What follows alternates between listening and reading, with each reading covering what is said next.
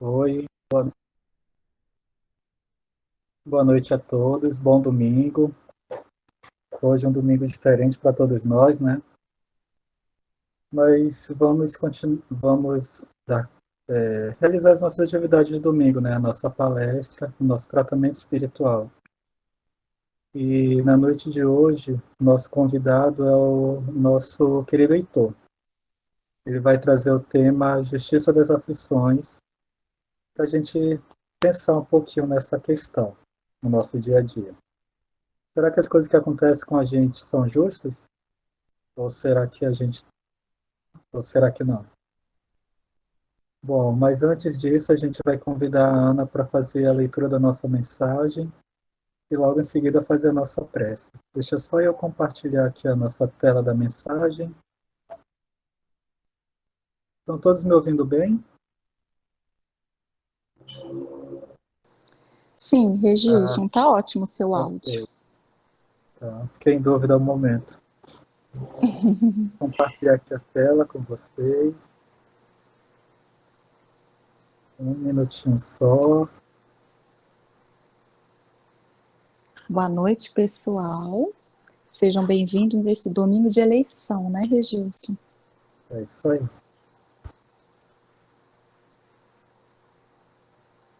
Pronto, já tá Ok. Pronto, aparecendo.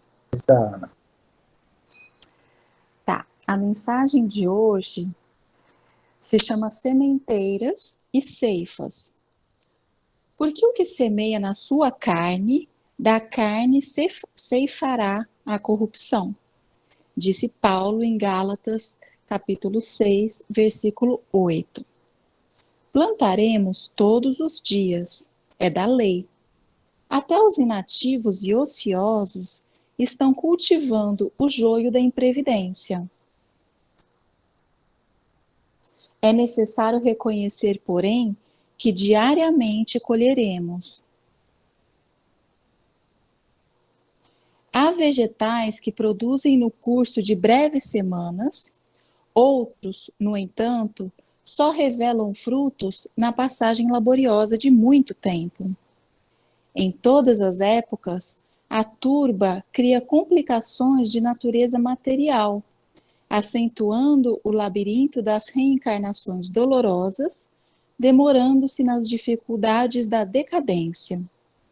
Ainda hoje, surgem os que pretendem curar a honra com o sangue alheio e lavar a injustiça com as represálias do crime. Daí, o ódio de ontem, gerando as guerras de hoje, a ambição pessoal, formando a miséria que há de vir, os prazeres fáceis, reclamando as retificações de amanhã. Até hoje, decorridos mais de 19 séculos sobre o cristianismo, apenas alguns discípulos, de quando em quando, compreendem a necessidade da sementeira da luz espiritual em si mesmos, diferente de quantas se conhecem no mundo e avançam a caminho do Mestre dos Mestres. Se desejas, pois, meu amigo, plantar na lavoura divina, foge ao velho sistema de semeaduras na corrupção e ceifas na decadência.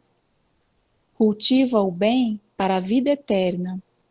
Repara as multidões encarceradas no antigo processo de se levantarem para o erro e caírem para a corrigenda, e segue rumo ao Senhor, organizando as próprias aquisições de dons imortais.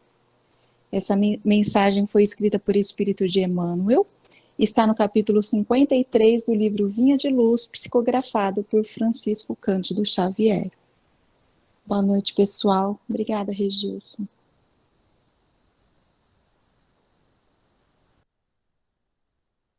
Obrigado, Ana. E agora, então, a gente convida a todos para a nossa prece inicial, para que a gente possa se harmonizar e se envolver ainda mais na atividade de agora. Fechando nossos olhos, que possamos, respirando mais profundamente, mais calmamente, lembrar nosso querido amigo Jesus, nesse dia onde o sol se despede, a noite cai e nos convida ao descanso, nos convida ao olhar íntimo, à reflexão, que possamos olhar para esse dia, pensando em tudo aquilo que fazemos na semana que se apresenta à nossa frente, pensando em realizar as escolhas necessárias para a boa semeadura, plantando boas ações, plantando bons sentimentos e virtudes que queremos dentro de nós mesmos. Querido amigo Jesus, que possamos, Senhor, ter esse propósito firme em nossos corações e que na noite de hoje possamos refletir as mensagens que serão trazidas pelo nosso querido Heitor. Ele também se sinta à vontade e possa trazer o que preparou para a noite de hoje. Nos colocamos, Senhor, em Tuas mãos. Obrigado, que assim seja. Bom, então, pessoal, como nós dissemos, hoje estamos a cargo do Heitor, ele com o tema A Justiça das Aflições. Heitor, é com você. Boa noite. Opa, tudo bom? Estão me ouvindo? Tá legal o áudio? Tá sim.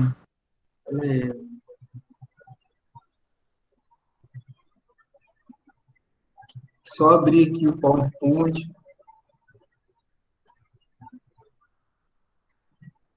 Vocês estão vendo o PowerPoint, Justiça das Aflições? Ainda não. Ainda não?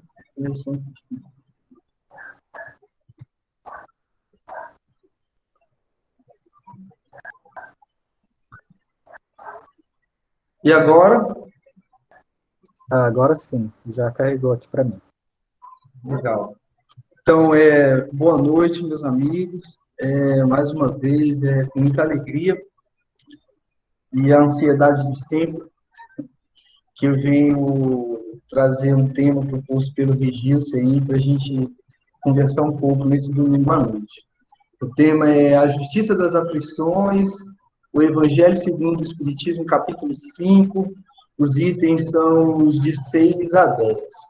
Achei interessante o tema Justiça das Aflições no dia das eleições no Brasil, né? A gente pensar um pouco sobre essa justiça toda e essa aflição toda que nós vivemos aqui e por que estamos nela. Como sempre, o Evangelho segundo o Espiritismo, ele começa com pinceladas do Novo Testamento, né? E o capítulo 5 vem com Mateus e Lucas, que a primeira coisa quando eu vejo esses dois nomes juntos é de um filme que chama Paulo o Apóstolo. Tem no Now, parece, não sei se tem no Netflix, mas no Now eu tenho certeza que tem. Isso é da TV a cabo, e que fala dessa amizade grande, né, assim, entre Paulo e Lucas, e como Lucas acompanhou Paulo, e como com isso ele teve muito fundamento, né, muito conceito aí, enraizado com mais as viagens e toda a convivência com Paulo e tudo que ele escreveu, né. E o apóstolo Mateus, que sempre tem aí grandes passagens e grandes contribuições aí para o Novo Testamento, né? É sempre muito bom ter a presença de 2 dos 4 apóstolos que falam de Jesus na escolha do capítulo da palestra. Então, eu vou ler um pedaço, vou ler tudo, que eu acho importante, porque eu entendo que todo o capítulo é baseado em cima dos versículos da Bíblia. Então, no Mateus fala: bem-aventurados que choram, pois que serão consolados. Bem-aventurados os famintos e os sequiosos de justiça, pois que serão saciados. Bem-aventurados os que sofrem perseguição pela justiça, pois que é deles o reino dos céus. Esse aí é a passagem de Mateus, e depois vem as duas de Lucas, por isso que eu acabei... Eu gosto de ler, né, todo o capítulo do Evangelho que vem, não do Evangelho segundo o Espiritismo, mas da Bíblia. Então, eu li o capítulo 5 de Mateus, fala do Sermão da Montanha, né, das bem-aventuranças, e li o capítulo 6 de Lucas, que eu vou até explicar um pouco depois do que trata o capítulo todo, mas no Evangelho segundo o Espiritismo vem esses dois pontos aí. Bem-aventurado vós que sois pobres, porque vosso é o reino dos céus. Bem-aventurado vós, que agora tendes fome, porque sereis saciados. Ditosos sois vós, que agora chorais, porque rireis. Está em Lucas, capítulo 6, versículo de 20 e 21. E ele, em seguida, tem dois versículos que já é um alerta. Mas ai de vós, ricos, que tendes no mundo a vossa consolação. Ai de vós que estáis saciados, porque tereis fome. Ai de vós que agora rides, porque sereis constrangidos a gemer e a chorar. Lucas está no 6, 24, 25.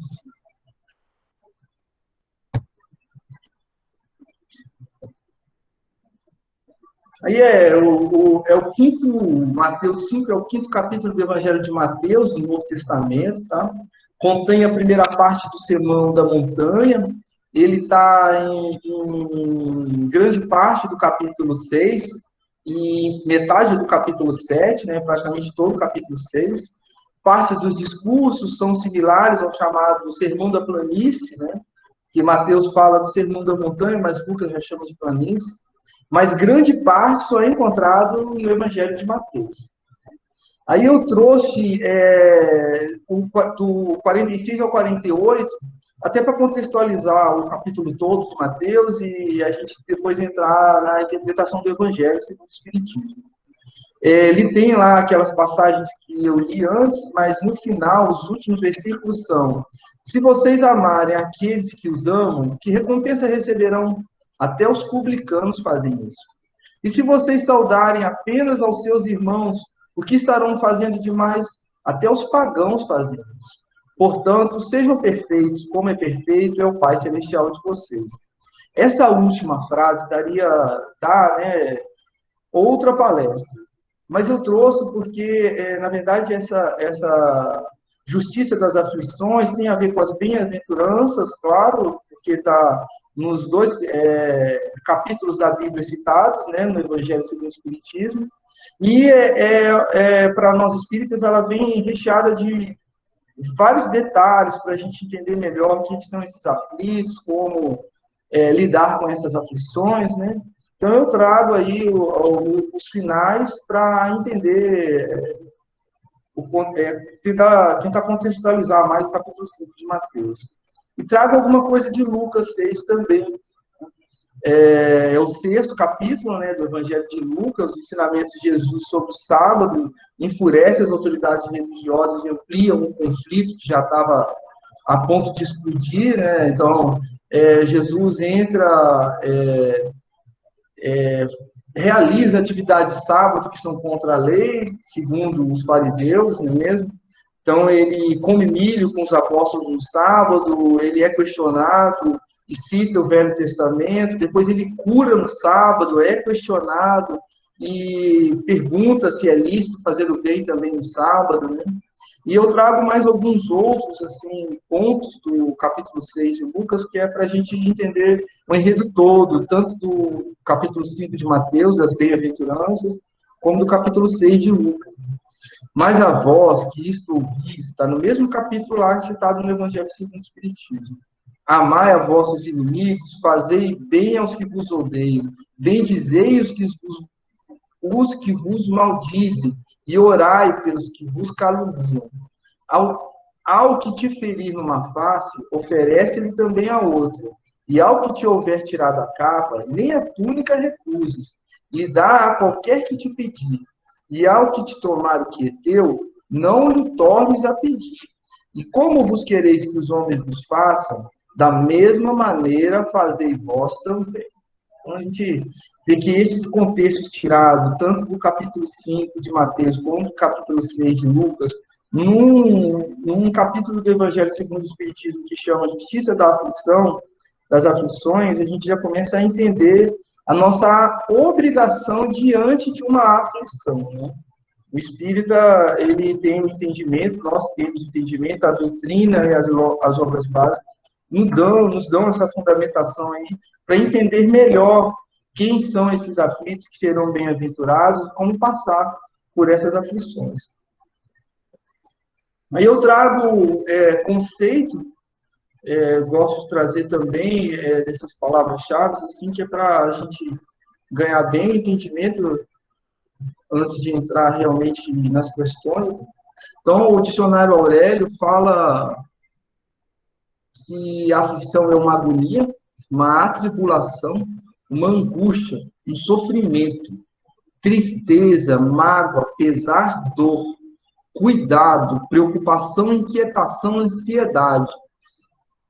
O 4 eu achei bem interessante, padecimento físico, realmente, a aflição nos torna mais debilitados fisicamente, até por tudo que o nosso organismo reage em estar em contato com todos esses sentimentos e sensações aí que realmente são desconfortáveis, né? Agonia, tribulação, angústia, preocupação, né?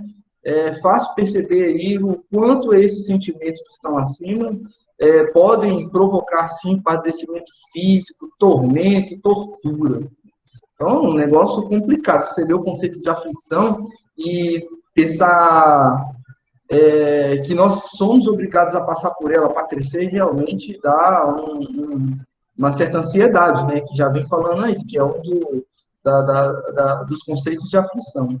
Mas a equipe da Federação Espírita Brasileira, em 97, também deu um conceito de aflição que eu achei muito legal trazer, que representa, assim, bom, é bem melhor ler o conceito de baixo da FEB do que o do dicionário Aurélio. Me deixou mais tranquilo o conceito da FEB.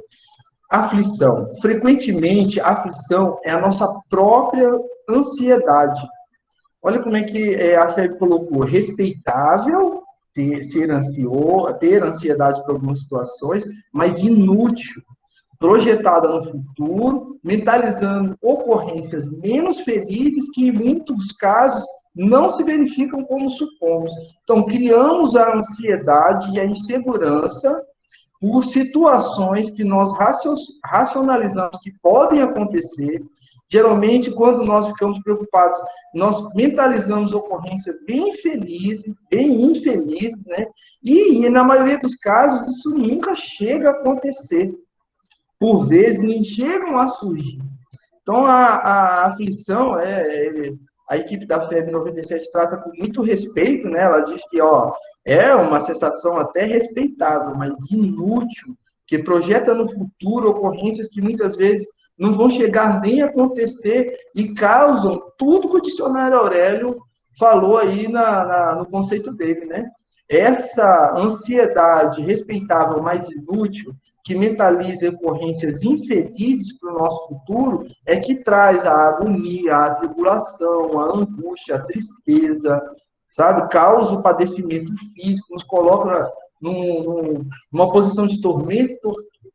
Então, como evitar todos esses sentimentos aí, que são oriundos da aflição, né?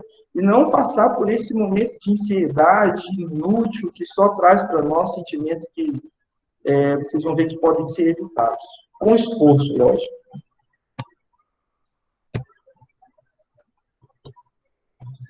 Aí, procurando entender, assim, como trazer a palestra, a primeira coisa que eu achei interessante colocar logo depois do conceito de aflição foi uma passagem de Emmanuel, que ele diz: nem todos os aflitos.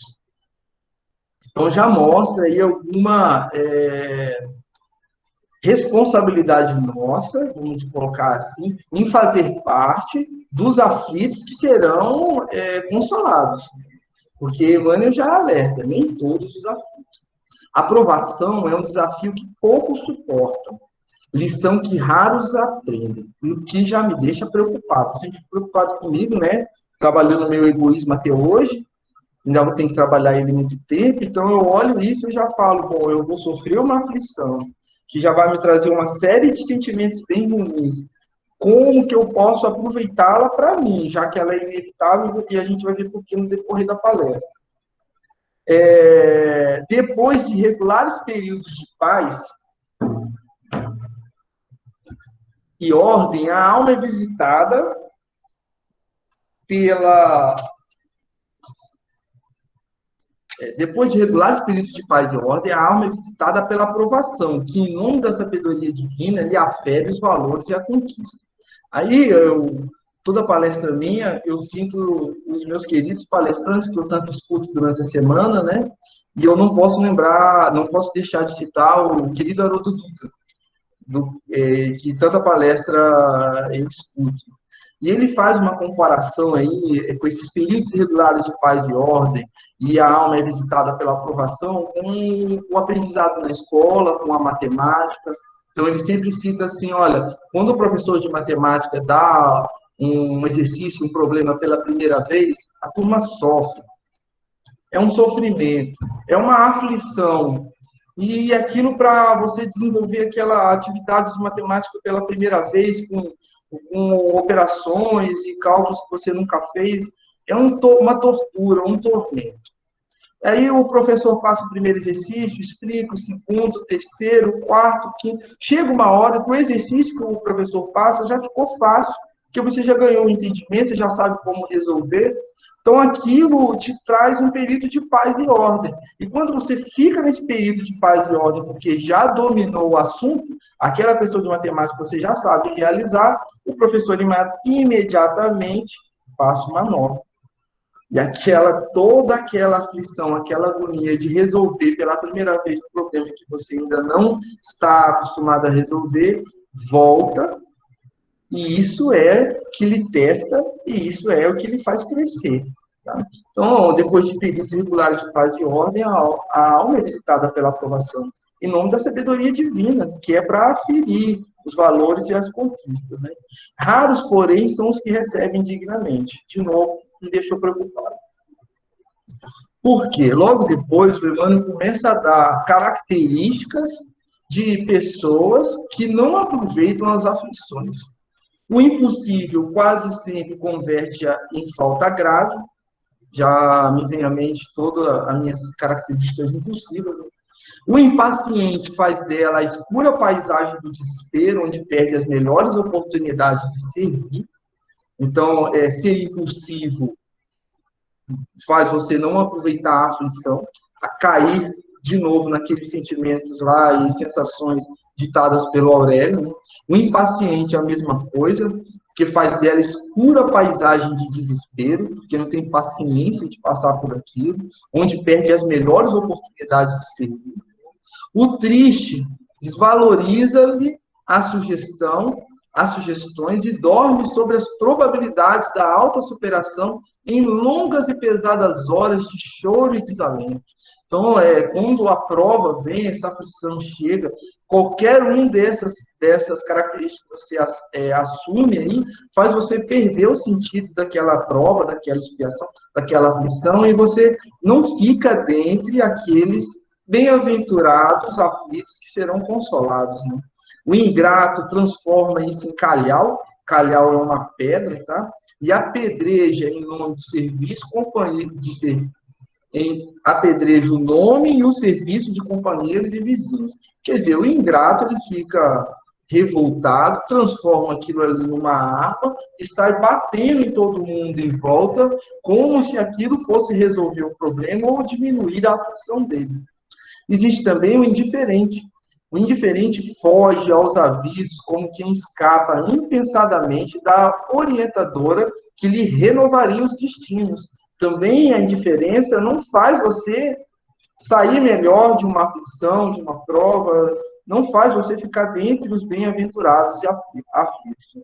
E o leviano, que esquece-lhe os ensinamentos e perde o ensejo de elevar-se por sua influência a planos mais altos. Então, aí a gente... Bom,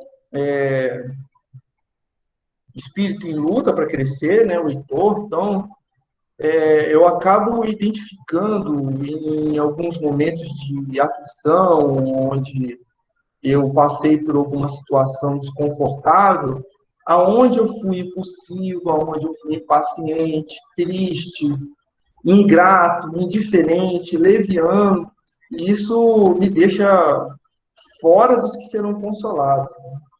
Mas existe uma forma, é ser prudente, receber a aprovação qual o oleiro que encontra no fogo o único recurso para imprimir solidez e beleza ao vaso que o gênio idealiza.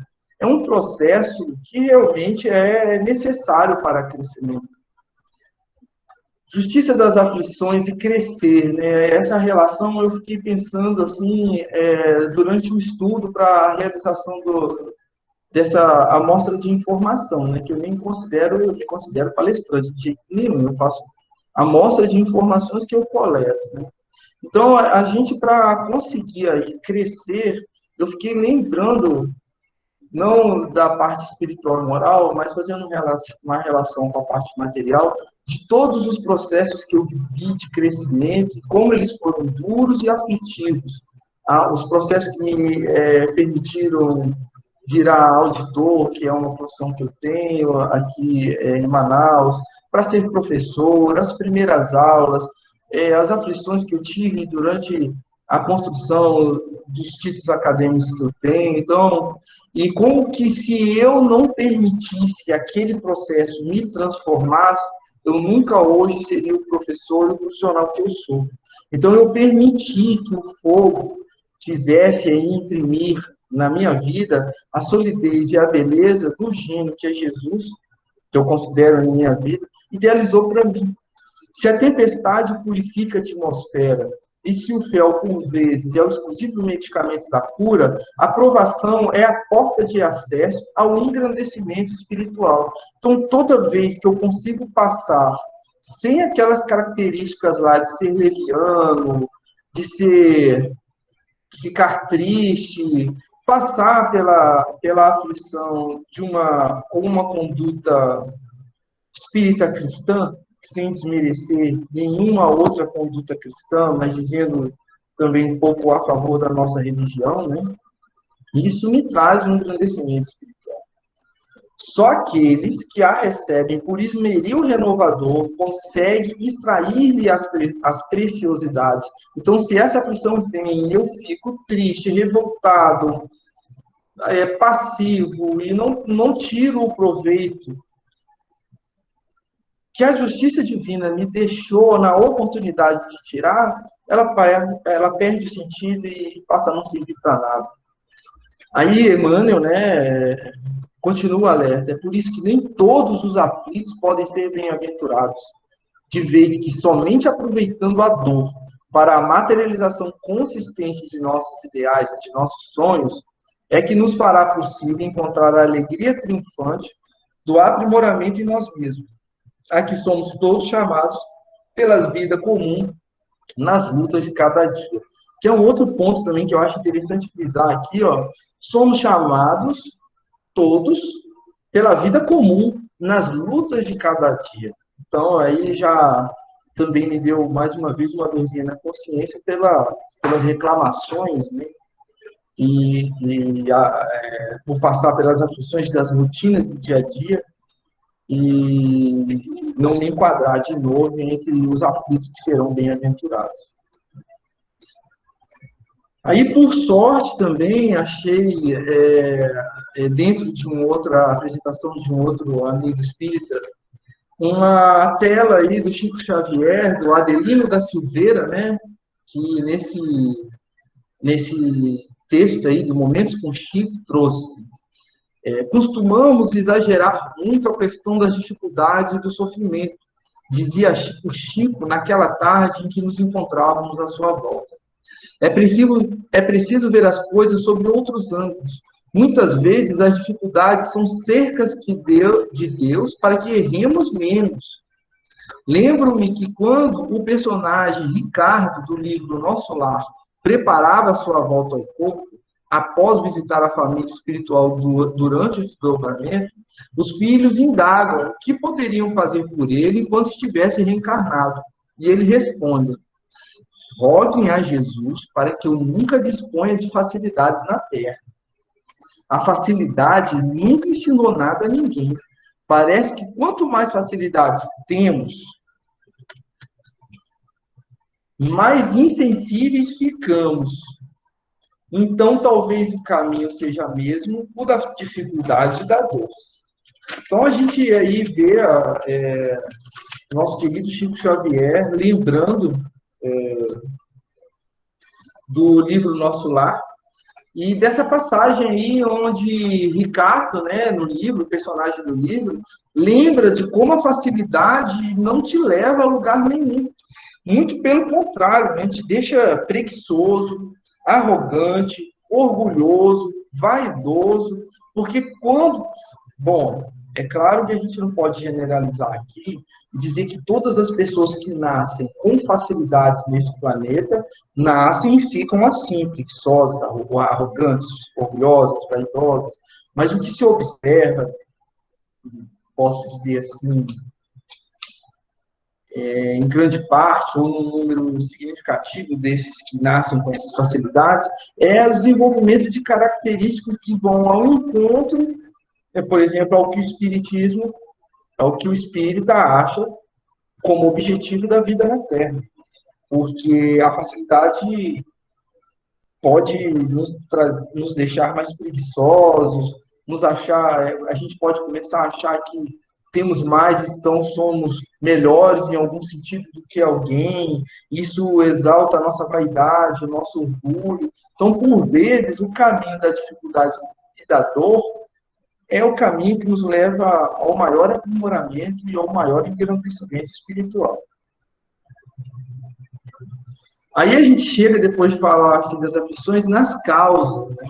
E a primeira, eu peguei a parte das causas das aflições, vocês vão perceber, todinha do Evangelho segundo o Espiritismo, no capítulo 5.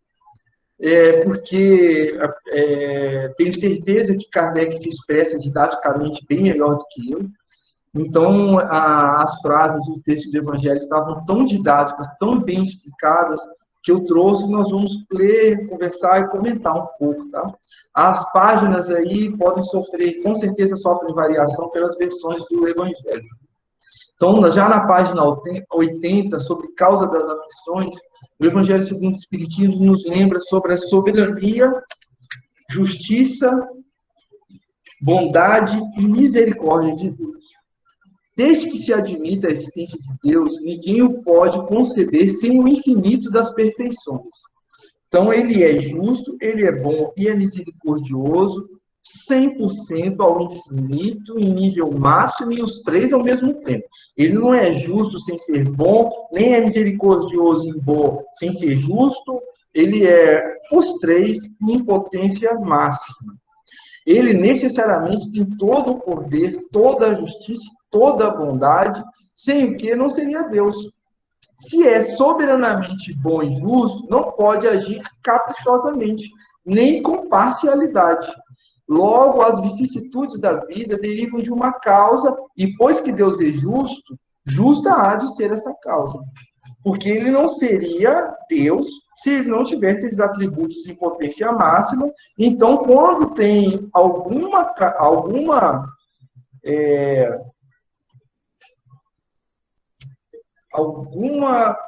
aflição aqui, a gente pode ter certeza que ela deriva de uma causa justa, porque Deus é justo, então há de ser justa aquela aflição.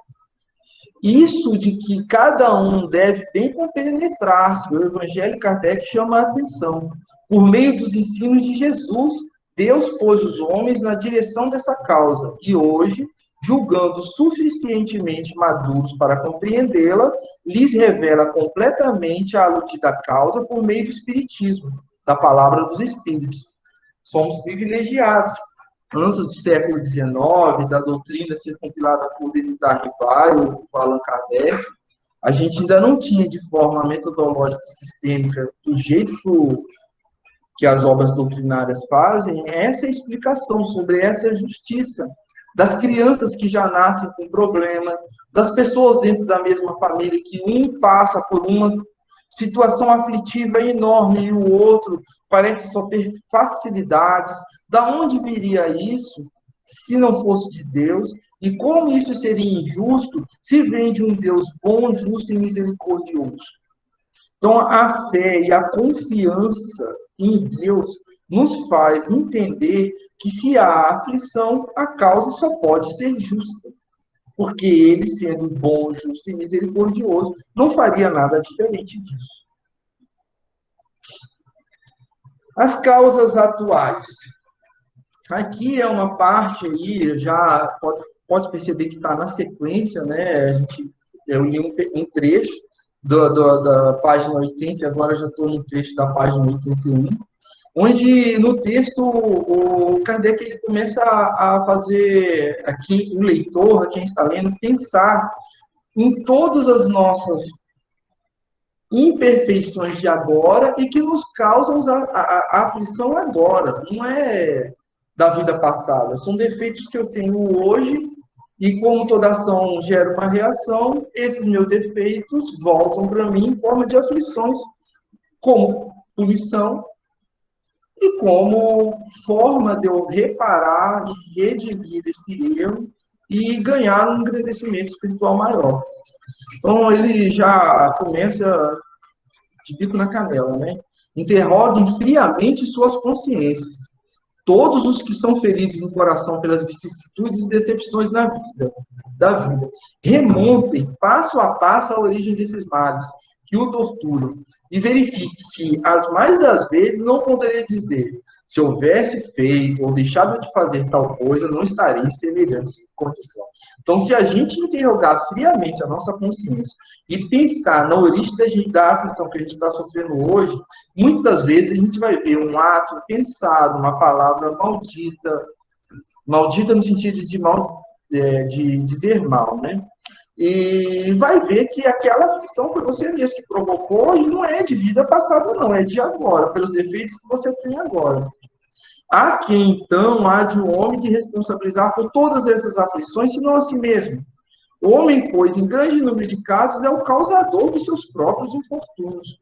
Mas, em vez de reconhecê-lo, acha mais simples e menos humilhante, porque nós somos orgulhosos, né? Para a sua vaidade, acusar a sorte, a providência, a má fortuna, a má estrela. E, na verdade, isso incúria. É o homem que está trazendo o problema para ele mesmo, porque é defeituoso. Esses defeitos, essas imperfeições, antes de serem sanadas, elas acabam causando para nós aflições em cima dos atos que nós cometemos. Mas existem também causas anteriores, elas podem vir de outra vida. Todavia, por virtude do axioma segundo o qual todo efeito tem uma causa, tais misérias são efeitos que hão de ter uma causa, e desde que se admita um Deus justo, essa causa também há de ser justa. Ora, ao efeito preceder sempre uma causa, se esta causa não se encontrar na vida atual, há de ser anterior a essa vida, isto é, há de estar numa existência precedente. Então, se de tudo, depois de seguir a orientação de Allan Kardec aqui, de interrogar friamente a sua consciência, você realmente falar: não, eu tenho esses defeitos, mas essa aflição, eu acho que não vem desse defeito, não. Fique tranquilo, porque Deus é justo. Se você não fez agora, você fez antes. À toa, você não está passando por essa aflição. Então, se Deus é bom, justo e misericordioso, e é sempre axioma que todo efeito tem uma causa, então, claro que isso vem das vidas passadas, precedendo sempre a causa, se essa não se encontra na vida atual, há de ser anterior a essa vida. Os sofrimentos, devido a causas anteriores à existência presente, como os que se originam de culpas atuais, são muitas vezes consequência da falta cometida. O que é isso? Esse aqui, vocês vão ver que são duas passagens da página 83, mas eu quis inverter a ordem. Deus me livre reclamar da didática pedagógica de Allan Kardec. Mas eu quis inverter para dar a explicação, né? Assim, que vocês vão ver daqui a pouco. Se foi duro e desumano, poderá ser a seu turno tratado duramente com desumanidade. Então, se você foi desumano, uma hora você pode ser tratado com desumanidade. Lembra até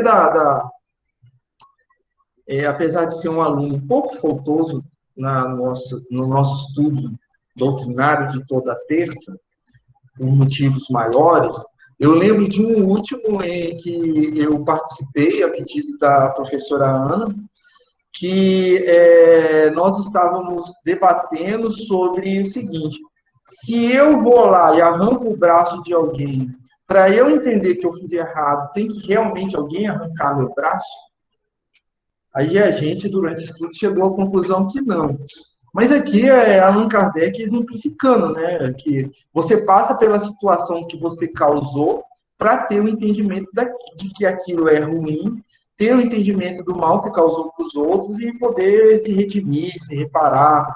Mas aí no texto ele continua: se foi orgulhoso, poderá nascer em humilhante condição. Se foi avaro, egoísta, ou se fez mau uso de suas riquezas, poderá ver-se privado do necessário. Se foi mau filho, poderá sofrer pelo procedimento de seus filhos e etc.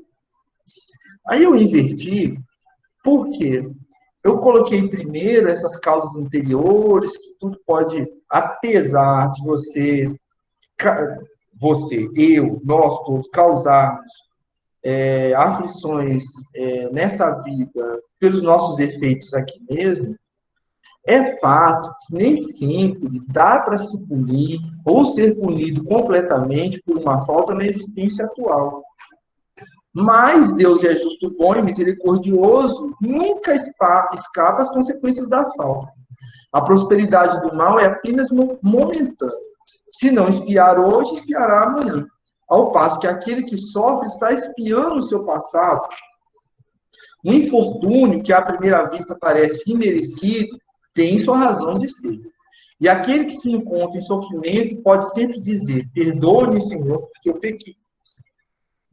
Então, em cima das aflições, o estudo, né, aprendi isso no céu, é sempre primeiro para quem vai realizar a palestra, né, a repassar as informações, e eu fiquei lembrando de tantos infortúnios aflitivos que eu passei na minha vida, e se estou espiando ou provando alguma coisa, alguma imperfeição minha de agora ou anterior, eu tenho que agradecer.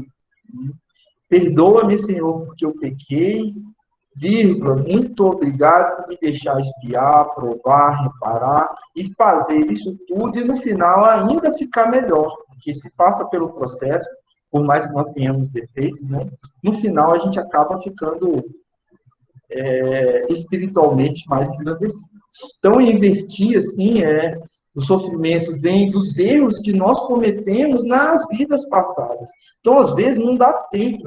Eu cometi erros agora, nessa passagem aqui, que pode ser que eu morra, que eu desencarne e não consiga realizar a reparação, a expiação, ou até mesmo alguma prova que eu escolhi para mim. Então, isso fica para a próxima.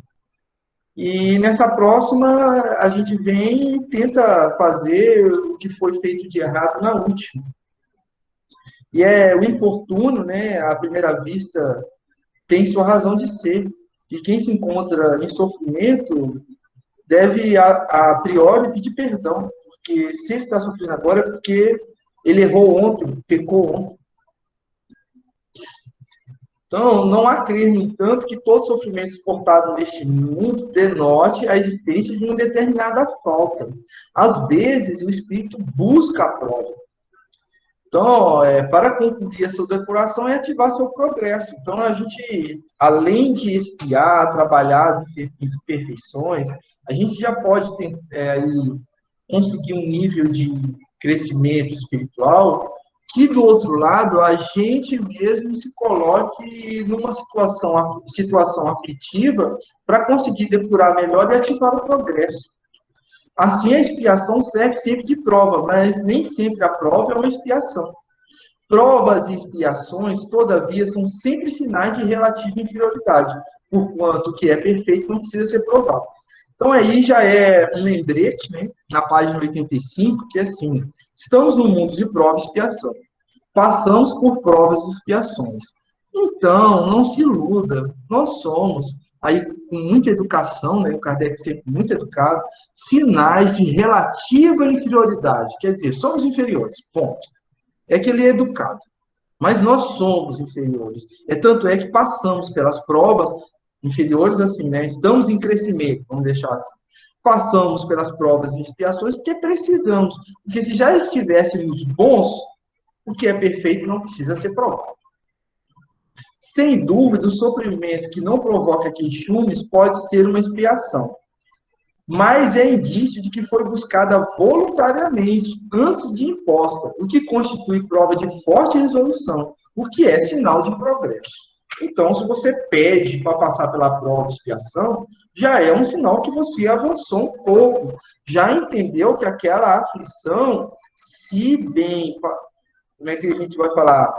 Se for um sofrer bem sofrido, que também já é uma outra palestra, que é o sofrer no espiritismo, né? Eu também, na busca por informações para fazer esse PowerPoint, achei muita palestra boa falando no sofrer, o bem sofrer, mas já seria um outro estudo, uma outra exposição, né? Mas é fato que nós, às vezes, pedimos a prova, né? Nos estudos também do EJA, nos estudos do Evangelho, a gente aprende que, às vezes, a gente pede prova que nem vai aguentar, né? E quando é possível a orientação do outro lado, estamos em condição de receber a orientação, de fazer, já estamos em condição de escolher, somos orientados a diminuir a prova e a expiação, né? Porque a gente promete coisa que às vezes não pode cumprir, mas já é um sinal de melhora, já que você está procurando, já melhorou um pouco. E aí, ainda na página 85 do meu Evangelho, quanto mais grave é o mal, tanto mais enérgico deve ser o remédio. Então, quanto maior a besteira que você fez, maior vai ser a prova e a expiação que você vai passar. É normal, né? Uma gripezinha a gente trata com um remedinho de farmácia. Agora, se é uma infecção, Deus me livre, um câncer, um negócio, já precisa do antibiótico, um remédio mais forte. Então, se você comete pequenos erros, passa por pequenas provas e expiações. Grandes erros, grandes provas e expiações. Aquele, pois, que muito sofre, deve reconhecer que muito tinha a expiar e ficar feliz, regozijar-se a ideia de sua próxima cura. Dele depende, pela resignação, tornar proveitoso o seu sofrimento e não lhe estragar o fruto com suas impaciências, visto que, do contrário, terá de recomeçar. E essa página 85, eu trouxe esse pedaço pelo medo que me deu de ter de recomeçar. Que já é um negócio aflitivo, né? A gente viu lá nos primeiros PowerPoints, o dicionário Aurélio, quanta coisa ele coloca ali como sinônimo de aflição.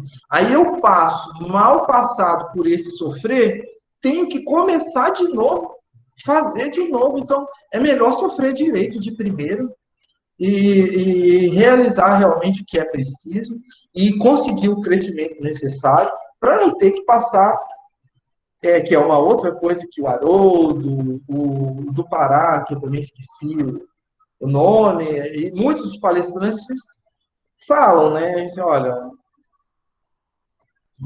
é melhor sofrer direito, passar direito pela expiação, pela prova, do que ter que recomeçar. E o número de encarnados que estão aqui repetindo os mesmos erros do passado é absurdo, né? O Haroldo ainda brinca com o slogan da Rede Globo, assim, que os anjos da guarda do outro lado ficam implorando assim, invente, tente, cometa um erro diferente, porque a gente vem cometendo o mesmo há 1000 anos. E deve ser uma agonia, porque aí volta e passa pela mesma aflição de novo, aí não consegue o aprimoramento de novo, desencarna, reencarna para a mesma aflição. Jesus, vamos passar logo de primeira, né? E acabar logo com isso. Para isso, nós precisamos ser resignados. Então, eu trouxe aí, já caminhando um pouco para o final, motivos para a resignação. Começamos de novo pelos conceitos, né? É submissão à vontade de alguém ao destino. Tem outro conceito aí, de outra pessoa aí, do Aulete Caldas. Submissão aliada à constância e paciência em face dos infortúnios. Coragem para suportar os rigores dos infortúnios, constância numa situação sem que se reaja contra ela, ou sem que o paciente se lamente dela. No Aurélio, submissão paciente aos sofrimentos da vida.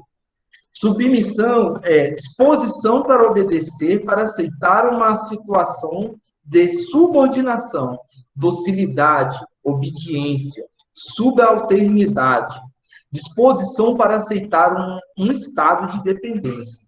Então, ser resignado diante de Deus é um pouco desses três conceitos. Eu acho que todos os conceitos de resignação me levam a alguma coisa da ciência religião, né? A resignação implícita nas bem-aventuranças de Jesus e mais esclarecidas pelo Espiritismo não está em desacordo com as definições acima. Então, se a gente pegar o que o Espiritismo prega, né, e pegar os conceitos de resignação aí, todos se encaixam, tá, no que a gente entende. Resignar-se é submeter-se voluntariamente às leis de Deus, por reconhecer que, sendo ele absoluto na perfeição, causa de tudo que existe, não comete erros ou enganos, e suas leis sábias e amorosas são as que nos levam à felicidade. Então, ser resignado é ter a confiança e reconhecer todos os atributos divinos, certo? E entender que ele não comete erros e que suas leis são sábias e amorosas por ele ser infinitamente soberano, justo e bom. Então, aí, ó, os motivos para a resignação, embora possam essas definições ser interpretadas pela aceitação passiva, não é, tá? Podem também ser interpretadas pela submissão racional. Essa é a espírita no entendimento da pesquisa que eu fiz para trazer o estudo. Lógica e ativa de quem se sente seguro e confiante no Pai e Criador. A resignação preconizada pelo Espiritismo é uma submissão ativa, fruto do entendimento dos objetivos da vida e dos seres, submeter-se aos sofrimentos próprios da vida, compreendendo-os como merecido e necessário ao desenvolvimento do espírito mortal, e é viver com otimismo pela certeza da justiça das leis naturais e do futuro de felicidade que espera. Essa submissão, essa resignação para o Espiritismo é compreender, não é vai vir uma tragédia, deixa eu sentar aqui e esperar a tragédia me atingir no meio do peito, que aí eu vou melhor. Não, é uma submissão ativa, onde você luta o tempo todo pelo teu melhor, luta o tempo todo pelo seu desenvolvimento, e faz daquela submissão aí a busca da compreensão como merecido e necessário para o desenvolvimento do espírito imortal. Com base em tudo que a gente conversou aí. Conversou não, que é online, não é só eu que fico falando, mas com base em tudo que eu falei até aqui. Aí, eu acredito que é o último, pelo que eu me lembro, né? Eu achei no Centro Espírita Ismael, esqueci de onde é o centro, gente, mas essas explicações de dor aí, coloquei ela em motivos para resignação. Eles colocaram lá na palestra deles que era do capítulo 5, mas não era dos itens 6 a 10, igual o registro me pediu, 3 tipos de dor. A dor expiação, que refere-se à consequência de uma ação passada, dada a nossa ignorância, nós desregramos em relação às leis de Deus e criamos o que os orientais chamam de karma, que deve ser purgado para a nossa felicidade e a nossa harmonia interior. A dor evolução, que enquanto na dor expiação somos obrigados a sofrer porque merecemos, ou seja, porque cometemos deslize em relação à lei natural, nesta ocorre o contrário. Sofremos porque temos o anelo da perfeição, a purificação de nossa alma. O espírito que atingiu essa fase está num nível de evolução bem superior ao que sofre por um castigo. Por isso, não é muito correto dizer que a reencarnação é uma punição. Ela também é motivo da evolução. Fiquei feliz um pouco.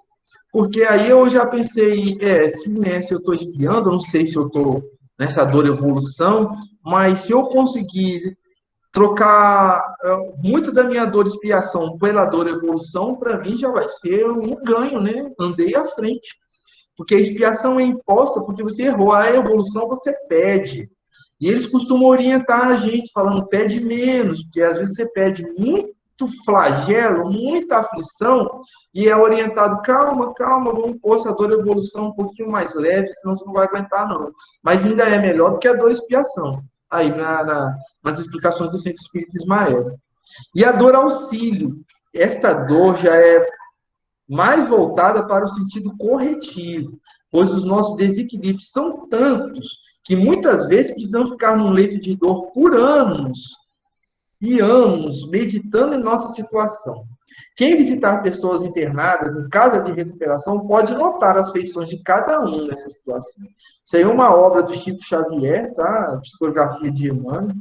Aí quem fez a referência foi o pessoal do Centro Espírita, então devem ter resumido aí as páginas 261 e 262, mas também nos dá aí alguma explicação dessa dor auxílio, né? Que é aquela dor que nos coloca limitações para nos proteger de nós mesmos. Que se dá todo o aparato 100%, a pessoa acaba errando mais ainda, trazendo mais problemas. Então, é uma dor voltada para o sentido corretivo, de quando os nossos desequilíbrios são tantos que necessita dessa dor, de um leito aí, como ele disse, é só ir no pessoal que está internado em casa de recuperação, que pela cara deles você vê ali a sensação da dor.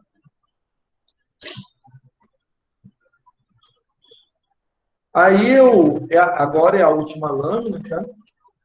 Eu deixo essa oração da serenidade, para nos lembrar dela, uma oração que me acompanhou em grande parte da minha vida e uso ela até hoje.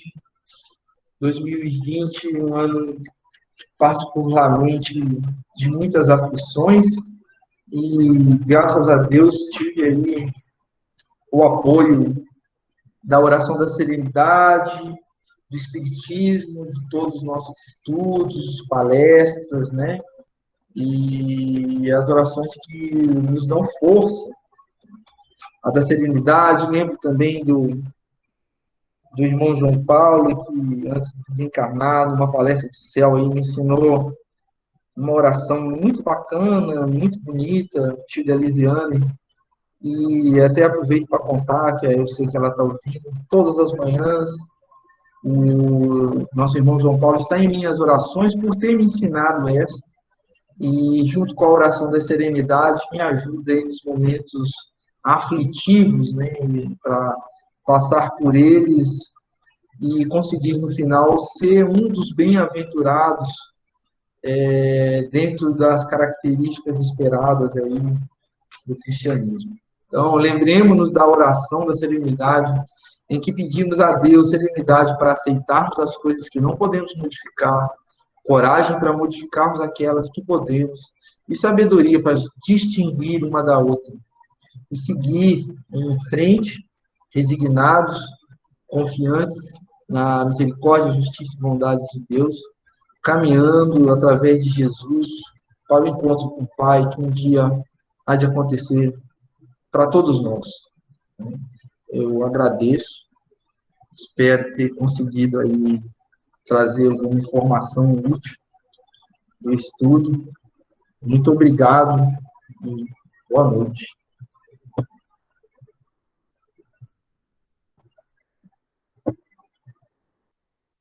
A gente agradece toda a dedicação, o empenho que a gente percebe mesmo no cuidado, no preparo do material. E realmente, assim, pelo menos para mim, né, ficam muitas reflexões. Que é aflição, o que a gente faz de aflição para a gente mesmo, né? e o esclarecimento que a doutrina espírita que Jesus nos traz em relação a tudo isso. Então, acho que isso ajuda pelo menos, a serenar um pouco os nossos corações, né? Num ano, em situações tão adversas que ninguém imaginaria que estaríamos em condição assim, né? Que a gente possa ter um pouquinho dessa serenidade, dessa coragem para modificar o que a gente pode, da serenidade para aceitar e da sabedoria para distinguir essas duas situações, né? Então, mais uma vez, obrigado. A gente convida, então, agora para a nossa prece de encerramento, aproveitando esse momento de reflexão, esse clima de serenidade que esse momento nos traz, para juntos possamos nos reunir em pensamentos, reunir nossos corações, que possamos nos imaginar, lembrar do nosso querido Centro Espírita do Candário de Luz, do nosso ambiente, do salão, onde nos reunimos tantas vezes para realizar nossas atividades, nossa palestra, para juntos trocarmos experiências, convívio, e possamos nos imaginar naquele ambiente, pensando em quão bem nos sentimos, Senhor, estando lá, próximos uns dos outros, que esse sentimento que trazemos agora possa ser irradiado, expandido aos nossos lares, que possamos envolver nossos familiares, que possamos nos sentir mais unidos entre nós e unidos a Ti, querido amigo Jesus. Obrigado, Senhor, por nos ouvir, por nos amparar, por estar sempre a nos acolher.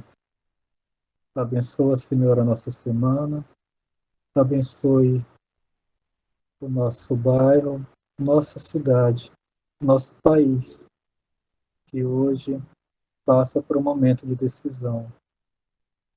Possamos, Senhor, lembrar de Ti durante a nossa noite, nosso descanso e durante nossa semana. Esteja conosco, hoje e sempre, que assim seja.